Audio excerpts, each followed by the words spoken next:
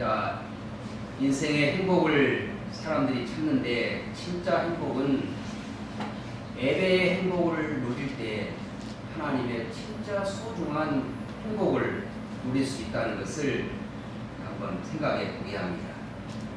성경을 딱 10가지로 요약을 하면은 10계명입니다. 그러면 10계명 가운데 1계명부터 4계명까지를 예배에 대해서 말씀하고 있는 거예요. 예배의 대상, 나 외에 다른 신을 섬기지 말라. 예배하는 날 안식일을 거룩하게 여기라. 예배하는 태도, 우상을 섬기지 말라. 하나님이 왜 이렇게 예배를 강조했을까? 예배하는 자세는 너의 하나님의 이름을 망령되이 일컫지 말라. 이렇게 4가지나 성경을 요약하면서 이 명령 가운데 포함하고 있는 것을 보면은 그만큼 예배가 소중하다는 것을 증명해주고 있는 것입니다. 왜 우리를 구원했느냐? 궁극적으로는 하나님을 예배하기 위해서 우리를 구원하신 것입니다. 예배를 통해서 우리의 영혼을 회복시키고 하나님의 은혜에 충만하면은 우리의 삶을 통해서 다른 사람들에게 격려가 되고 복음을 전하고 기도하고 하나님의 은총을 누릴 수 있게 된다는 것입니다. 오늘 다윗을 통해서 우리에게 주시는 하나님의 놀라운 교훈이 있습니다. 다윗은 수많은 인생의 질곡을 겪으면서 예배를 통해서 삶의 행복을 누렸습니다. 예배를 사모하고 예배를 갈망하고 예배를 목말라 했습니다. 몸이 아파도 사정이 생겨도 예배를 못 드리면은 그것 때문에 속상해 한 것입니다. 이런 것을 볼 때 예배가 이 다윗의 삶 속에 얼마나 가치 있고 예배의 사활을 걸고 하나님을 경배하고 인생의 최고의 가치를 예배에서 찾았다는 것을 우리에게 보여주고 있습니다. 자, 오늘 본문의 역대상 15장에서는 다윗이 궁전을 지었습니다. 그리고 하나님을 모시는 괴를 모시는데 금으로 성전을 지으려고 준비를 하는데 인생 전체를 걸고 성전 준비에 마음을 몰두한 것입니다. 그러면서 먼저 하나님의 상징인 언약궤를 예루살렘에 모시고 오는데 이것이 바로 다윗의 위대함이었어요. 사울은 전쟁에서 이 언약궤를 잃어버렸습니다. 그런데도 무심한 거예요. 관심이 없습니다. 그런데 다윗은 왕에 오르자 잃어버린 성막궤, 언약궤를 하나님의 성전을 짓고 모셔오는 것을 최고의 관심으로 쌓았다는 것입니다. 그래서 다윗과 사울의 한마디의 요약을 해보면은 사울은 하나님에 대해서 예배에 대해서 무심한 거예요. 그러자 하나님이 떠나버렸습니다. 그러자 사울의 삶은 뭡니까? 무당에게 찾아가서 오늘의 운세를 보는 이런 비극적인 삶으로 인생의 끝장을 보고 만 것입니다. 그러나 다윗은 하나님을 모시는 하나님의 상징이었던 언약궤를 성전으로 예루살렘으로 모시는 것을 최고의 관심사로 삼고 언약궤가 들어올 때 덩실덩실 춤을 추면서 최고의 기쁨과 격려와 감사로 마음을 모아서 송두리째 하나님을 예배하는 이런 모습을 우리에게 보여주면서 예배가 바로 얼마나 소중한 것인가를 우리에게 강조하고 있습니다. 다윗은 누굽니까? 이스라엘의 성군입니다. 당시의 최고의 왕입니다. 절대 권력입니다. 어디에서도 다윗의 위세를 꺾을 사람이 세상에 없는 거예요. 그런데도 다윗은 여호와는 나의 목자시니 왕이지만 최고의 성군이지만은 자신이 왕인데 자신의 위에 여호와가 목자 되신다는 왕을 선포하고 있는 것이죠. 이것을 보면은 우리와는 얼마나 비교가 되어집니까? 그래서 우리가 진짜 행복을 추구하려면은 예배의 삶을 통해서 우리에게 하나님이 주시는 이 복을 누려야 진짜 행복이라는 것입니다. 그러면 어떻게 하나님께 예배해야 될까? 몇 가지로 한번 교훈받기를 바랍니다. 첫 번째는 기쁨으로 예배를 드리십시다. 자, 어떻게 다윗이 기쁨과 즐거움으로 예배에 나가고 있는가를 보겠습니다. 자, 16절 한번 읽겠습니다. 역대상 15장 16절 읽습니다. 다윗이 네 사람의 어른들에게 명령하여 그의 형제들을 노래하는 자들로 세우고 비파와 수금과 재금 등의 악기를 울려서 즐거운 소리를 크게 내라. 네. 자, 이것은 언약궤가 예루살렘에 들어오자 다윗은 하나님을 예배하는데 어떻게 해요? 수금과 비파와 재금과 악기를 울리면서 즐거운 소리로 기쁨으로 하나님께 예배의 삶으로 나가고 있는 것입니다. 예배를 통해서 영광을 돌립니다. 다 쉽게 말하면은 하나님께 기쁨으로 예배하는 것입니다. 그러므로 이 예배는 축제였고 감격이었고 잔치였고 하나님을 기쁘시게 하는 최고의 행위였습니다. 누가요? 다윗이 하나님을 춤을 추는데 바지가 내려갈 정도로 하나님을 감격하며 하나님을 최상으로 높여드리는 것입니다. 그러므로 교회는 한마디로 예배입니다. 더 나아가서 인생은 예배에서 시작하여 예배로 끝나는 것입니다. 출생 예배, 마지막 장례 예배. 인생의 전체는 바로 예배라는 것을 말씀하고 있는 것입니다. 그러면 우리는 다윗이 이렇게 즐거운 소리로 하나님을 예배하는데 나오실 때 지금 이 예배 시간이 즐거움입니까? 기쁨입니까? 감사합니까? 감사할 것 같아요. 이런 예배를, 이런 어려운 과정을 뚫고 오니 그냥 오신 분은 하나도 없어요. 오늘 이 예배는 정말 하나님의 놀라운 감격의 예배라는 사실을 하나님이 보고 계십니다. 제가 오래전에 필리핀에서 선교할 때 필리핀은 1년에 태풍이 50, 60번 치거든요. 주일날 태풍이 엄청 큰 태풍이 몰아친 거예요. 그런데 이날 교회를 가야 되냐 말아야 되냐, 죽어도 교회 가서 죽자. 눈보라를 비를 헤치고 폭풍을 걷어차고 교회로 갔습니다. 근데 그 교회는 그 당시에 좀 큰 교회였습니다. 평상시에 제가 다니는 교회 1000명 정도 다니는 교회인데 그날 몇 명 오신지 아십니까?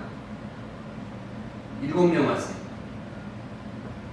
그 가운데 한국 사람이 반절 3명 선교사.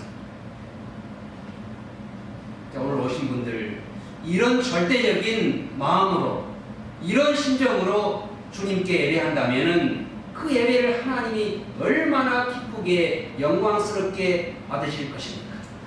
이런 핑계 저런 핑계, 예배를 포기하고 예배를 걷어차고 예배를 미루고 예배를 소중히 여기지 않는 것은 신앙의 ABC에서 탈락이에요. 이만큼 예배가 이렇게 소중하다는 것을 말씀하고 있는 것입니다. 하나님의 상징이었던 언약궤가 예루살렘에 들어오자 수금과 비파와 모든 악기를 동원해서 찬양대를 모아 하나님을 찬양하는데 잔치의 한마당이 벌어진 것입니다. 찬양단원을 초청하여 큰 소리로 노래하면서 힘차게 주님을 높이는 모습이 그 하반절에 계속적으로 연결되고 있는 것입니다. 그러므로 예배는 잔치 잔치요, 축제요, 거룩한 하나님의 영광의 임재 현장이 바로 예배라는 것입니다. 그러므로 우리는 예배할 때 찬양을 중심으로 드리며 감사와 기쁨으로 하나님께 올려 주님이 임하시는 즐거운 예배, 감동의 예배, 그런 예배가 되어지기를 바랍니다. 물론 매주마다 드리기가 그렇게 하기가 쉽지는 않지요. 그런데 맨날 올 때마다 십자가 골고다 현장처럼 억지로 고난 그 길을 가는 것처럼 그렇게만 그런 마음으로만 나온다면은 무슨 예배가 되겠습니까? 물론 어떤 때는 한두 번 그렇게 나올 수 있지요. 매주마다 그런 마음으로 드린다면은 예배가 아니지요. 여기서 우리가 이 시간이라도 이만큼 이 현 시간이라도 우리의 마음을 다시 한번 새롭게 잡고 이 눈보라를 헤치고 나왔사오니 즐거움으로 감격으로 감사로 예배하여 주님이 우리의 심장에 우리의 영혼의 중심에 임재함으로 하나님을 기뻐 경배하는 거룩한 하나님의 잔치가 되어지기를 바랍니다. 종교를 한번 비교해 보면은 불교는 추상집 같고 유교는 제사집 같고 이슬람교의 전쟁터 같고 기독교의 예배는 결혼식 잔치의 현장이 바로 우리의 예배 현장이 되어질 것을 믿습니다. 그래서 요한계시록을 보면은 하나님의 예배가 천상 예배가 잔치예요. 하나님이 주셨던 그 면류관을 하나님께 드려요. 면류관 벗어서 주 앞에 드리세. 내 은혜로, 내 노력으로, 내 공로로 그 면류관을 받았는가 라는 생각이 보았는데 천국에 가보니까 하나님의 은혜로 예수 그리스도의 보혈로 그 면류관을 주었다는 것을 깨닫고 받았던 상급을 내가 드리겠습니다. 이 고백이에요. 그래서 다윗은 시편 24편을 통해 가지고 문들아 너의 머리를 들지어다. 영원한 문들아 들지어다. 영광의 왕이 들어가시리로다. 영광의 왕이 누구시냐? 강하고 능하신 여호와시오 전쟁에 능한 여호와시로다. 문들아 너의 머리를 들지어다. 영원한 문들아 들릴지어다. 영광의 왕이 들어가신다. 자, 오늘도 우리가 이런 기쁨으로 예배하는 삶을 우리의 삶 속에 주마다 매일마다 연결시켜 하나님이 우리에게 진짜 주시는 행복을 경험하는 우리의 삶 되어지기를 바랍니다. 두 번째는 정성으로 예배할 것을 이 역대상은 우리에게 보여주고 있습니다. 자, 12절을 한번 읽겠습니다. 12절 15장 12절 그들에게 이르되 너희는 레위 사람의 지도자이니 너희와 너희 형제는 몸을 성결하게 하고 내가 마련한 곳으로 이스라엘의 하나님 여호와의 길을 메어 올리라. 바로 워십, 하나님을 예배한다는 것은 워십, 가장 소중하게 가치를 두는 일이 바로 예배입니다. 또한 가치가 있는 일이지만은 이 예배를 또 영어로는 서비스라고 말합니다. 비행기를 타면 스튜어디스가 최상의 서비스를 합니다. 만면의 웃음과 최고의 격려와 상냥스러운 언어를 통해 가지고 승객들에게 최고의 서비스를 하는 거예요. 그래서 이 예배를 워십 서비스, 최고의 가치 있는 분에게 나의 서비스를 정성을 다하여 드리는 것이 바로 예배라고 말하고 있는 것입니다. 그런데 다윗은 언약궤를 모시고 오는데 정성과 헌신과 열망과 마음의 모든 것을 송두리째 모아서 드립니다. 모셔오는 것입니다. 오늘 또 우리는 예배할 때 이런 정성으로, 이런 마음으로, 이런 삶으로 하나님 앞에 나오셨습니까? 어느 교회 문 앞에다가 이렇게 써놨대요. 오늘 예배는 늦으셨군요. 그러니까 그 옆에다가 어떤 성도가 늦게라도 온 것을 감사하게 생각하세요.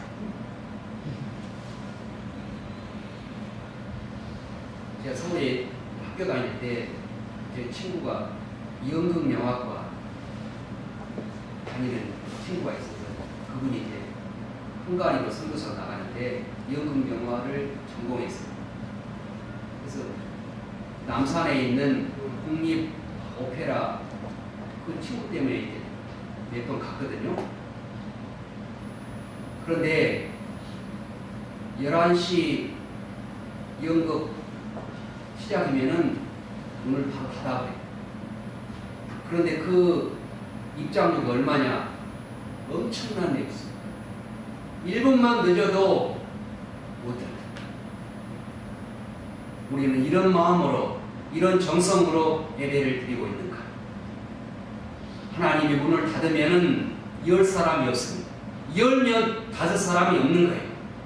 항상 우리에게 시간이 있는 것처럼 보이지만은 하늘문이 닫을 때가 있어요.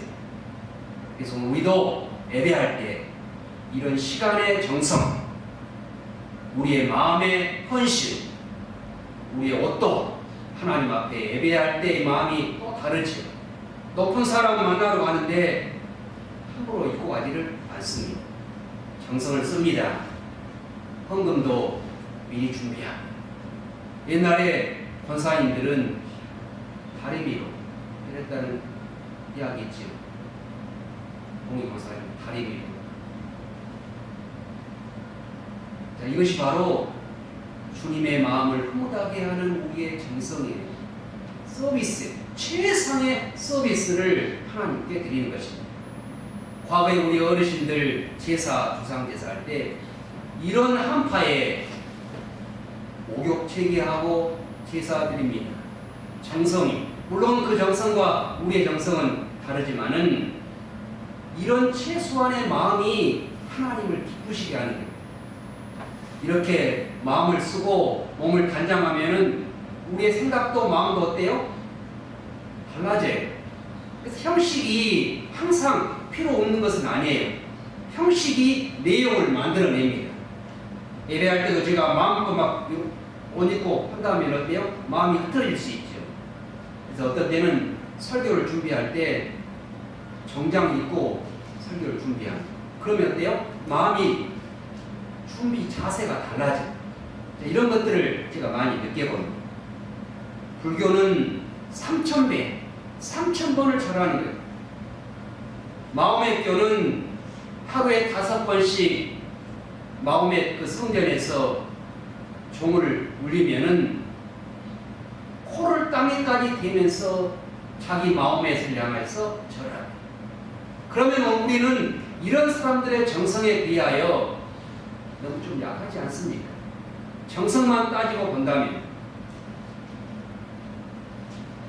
그래서 이런 모습을 우리가 보면서 우리의 삶도 하나님 앞에 드릴 때 이런 정성과 헌신과 하나님의 인도하심을 경험하기 위해서 우리의 최고의 서비스를 하나님께 드려 그 하나님의 영광이 내 심령 속에 임하는 하나님의 영광을 경험하기를 바랍니다. 이럴 때 성령이 우리의 마음을 터치하시는 거예요. 어느 날 갑자기 성령은 우리의 마음속에 강하게 임재해요. 그래서 어때요? 순간순간을 준비를 해야 된다는 것입니다. 오늘 차를 타고다가 너무 감동스러운 조춘하 성도님 지금 열심히 지금 창세 읽고 있죠. 옛날에 읽었는데 다르대요. 이 말을 듣고 내가 눈물이 찡했어요. 헌신하는 거예요. 마음을 투자해야 하나님이 마음을 만져주시는 거예요. 누가 갑자기 신앙이 팍 온 사람 세상에 한 사람도 없어요. 순종해야 돼요. 헌신을 해야 되고 정성을 들여야 돼요. 시간을 투자해야 돼요. 오늘 보다가 시간 운전하면서 그냥 눈물이 막 확 울컥했어요. 이렇게 열심히 드리니까 달라지잖아요. 그래서 예배할 때도 조그만 것이지만 마음을 쓰고 하나님 앞에 우리의 마음을 드릴 때 주님은 오늘 우리에게도 이런 은혜를 허락하실 것을 확신합니다. 믿습니다. 이런 마음으로 예배하여 주님의 영광이 우리의 삶을 주장하는 하나님의 사람들 되어지기를 바랍니다. 그래서 예배할 때 설교 준비도 이렇게 정성스럽게 해야 되고, 영상 준비도, 또 식사 준비도, 안내도, 이런 모든 것들을 정성을 다할 때 사람들에게는 안 보이지만 하나님은 보고 계시고, 그런데 사람들은 어때요? 보는 것으로 판단하거든요. 그런데 하나님은 보이지 않는 것으로 판단하지만 사람들은 보는 것으로 판단하기 때문에 우리의 정성을 통하여 또한 사람들의 마음도 움직이게 된다는 것을 생각하면서 최고의 서비스를 하나님 앞에 드리는 우리 예배가 되어지기를 바랍니다. 세월 누려야 돼요. 자, 일본 이번에 이제 갔다 오는데 오늘 한번 신문을 한번 보십시오. 제가 정리를 잘 해놨습니다. 갔다 온 내용들이 너무 감동스러워서 신문에 냈는데, 해외여행 가면은 그 가이드가 어떻게 해요? 깃발도. 어느 집에서 아들이 좀 잘 돼가지고 어머니 칠순에 가기 전에 한번 해외여행 다녀오십시오. 그래서 해외여행을 보내드렸습니다. 일주일간 해외여행. 그 다음에 집으로 딱 오시니까 그 엄마에게 묻는 거예요. 엄마, 해외여행 잘 다녀오셨어요? 그래서 그 엄마 하시는 말이 뭐라고 하느냐, 깃발만 보고 다녔다. 길 잃어버리니까 깃발만 보고 다녔다. 여행은 누리지 못하고 깃발만 보고 일주일간 내내 다닌 거예요. 좋은 환경을 누리지 못한 거예요. 마찬가지로 우리는 이 예배가 하나님의 영광이 임하는 시간이에요. 하나님의 역사하신 시간이에요. 그런데 이 누리는 하나님의 은혜를 내가 경험하는 시간이 없다면은, 경험이 없다면은 예배는 진짜 예배가 아니라는, 누려야 돼요. 하나님의 축복이 은혜의 보좌를 통해서 임하는 것입니다. 법궤의 자리가 바로 은혜의 보좌라고 말해요. 은혜가 임하는 장소예요. 그래서 오늘 우리는 우리의 삶이 하나님의 은혜의 보좌예요. 그래서 하나님이 우리의 심령 속에 은혜를 주려고 우리에게 은혜의 보좌를 허락해 주셨는데, 이 예배에 와서도 이런 은혜를 누리지 못하고 깃발만 보고 염려, 근심, 걱정, 다른 생각으로 예배를 드리고 있다면은 하나님의 은혜의 보좌를 누리지를 못하는 거예요. 그러므로 예배에 참석하는 우리의 모든 삶이 하나님의 영광의 보좌의 삶으로 들어왔다고 생각하시면서 그 은혜의 보좌를 누리는 하나님의 삶이 되어지기를 바랍니다. 그래서 16장 이하에 보면은 여호와의 법궤가 예루살렘 성소에 모셔온 다음에 모든 국민을 위하여 축복을 합니다. 하나님의 복을 임하게 하는 것입니다. 그래서 다윗은 나라의 통치자로서 모든 백성들을 축복한 다음에 자기 집으로 돌아가서 모든 식구들을 축복하니까 복이 그냥 임해버리는 거예요. 그래서 이 예배 시간은 하나님이 우리에게 주시는 복을 누리는 시간이에요. 그러므로 이 은혜의 보좌에서 드리는 예배를 통하여 하나님의 영광과 기쁨과 감사가 우리의 삶 속에서 임하는 예배 현장이 되어지기를 바랍니다. 은혜의 보좌에 나와 하늘의 복을 받아가는 것이 바로 예배의 시간입니다. 그러므로 담대하게, 히브리서 4장 16절에서는 담대하게 은혜의 보좌로 나와 긍휼하심을 받고 때를 따라 도와주시는 은혜를 받으라고 우리에게 축복을 권고하고 있는 것입니다. 그러므로 이 예배 시간의 축복을 놓치면 안 돼요. 깃발만 보면 안 돼요. 그냥 앉아있기만 하면 안 된다는, 시간만 때우는 시간이 아니라, 깃발만 보는 시간이 아니라 누려야 돼요. 여행을 누리는 것처럼 이 예배를 받아들이고 누리고 하나님의 보좌에서 이 임하시는 그 은혜가 내 심령 속에서 임할 수 있도록 우리의 마음을 하나님께 열어놓고 그 은혜의 보좌 속으로 들어가는 시간이 바로 예배라고 생각하시면서 그 은혜를 경험하는 우리의 삶 될 수 있기를 바랍니다. 그래서 예배에 목숨을 걸고 예배를 위해서 준비하고 예배를 영광스럽게 드리는 우리의 삶 될 수 있기를 바랍니다. 신문에 한번 읽어보세요. 일본에 순교하는데 26명이 가는 순교와 현장 가는데 뜨거운 물에서 물 바가지로 하나씩 하면서 고통을 경험하면서 죽이는 거예요. 순교시키는 거예요. 그러면서 바닥에다가 예수님 사진 깔아놓고 이것을 받고 가면은 너를 살려주겠다. 한 사람도 거부하지 않고 부인하지 않고 순교의 영광의 길로 나아가는 것입니다. 그런 현장이 오늘 우리에게도 온답니다. 우리는 어떻게 반응할까 생각하면은 가슴이 멍해지죠. 그래서 예배, 평상시에 우리 예배를 충성스럽게 여기고 준비하고 하나님 앞에 이런 마음으로 드릴 때 우리는 앞으로의 그런 고난도 넉넉히 감당해 갈 것을 믿습니다. 그러므로 예배를 소중히 여기고 예배 시간이 바로 복을 누리는 시간이라고 생각하시면서 정성스럽게 준비하여 기쁨으로 감사로 즐거움으로 행복으로 드리는 예배가 되어지기를 바랍니다. 오늘 너무나 저는 예배 시간이 즐거워요, 기뻐요, 감사해요, 행복해요. 이렇게 예배해야 되는데 어떤 때는 오늘은 누구 안 왔지 생각하다 보면 말이 잘 안 풀릴 때가 있어요. 오늘 전혀 관심이 그런 데 관심이 없어요. 그래서 제일 예배를 못 드린 사람이 누구냐? 목사예요. 제일 예배를 못 드려요. 오늘 누구 안 왔지? 그러다 보니 예배가 집중이 안 되겠지. 오늘 저는 관심 없고 하나님만 바라보면서 예배하니까 너무 행복해요. 감사해요. 너무 기뻐요. 즐거워요. 그래서 오늘 이런 예배가 우리의 모든 삶 속에도 다 전달돼요. 하나님의 은혜의 보좌를 경험하는 우리 예배가 되어지기를 바랍니다. 감사합니다. 함께 찬송하겠습니다. 기장 찬송을